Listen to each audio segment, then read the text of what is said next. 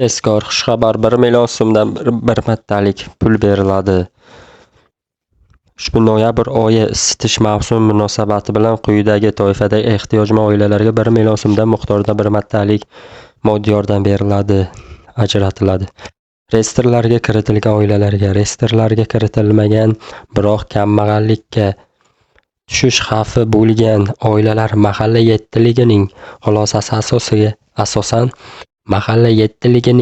xulosasiga asosan ustuvorlik bilan yordam oladigan, boquvchisi yo'qotgan oila a'zolari birinchi va ikkinchi guruh nogironligi bo'lgan shaxslardan iborat bo'lgan oilalar, nogironligi bo'lgan bolalarni parvarishlayotgan oilalar, uzoq muddatli davolash talab qiluvchi bemorlar yashovchi oilalar, o'zgalar parvarishiga muhtoj bo'lgan yolg'iz yashovchi hamda yolg'iz keksalar va nogironligi bo'lgan shaxslar, 3 va undan ortiq oila yashaydigan xonadonlar, gaz ta'minoti bo'lmagan, markazlashtirilgan tartibda isitilmaydigan ko'p qavatli uylarda yashovchi oilalar.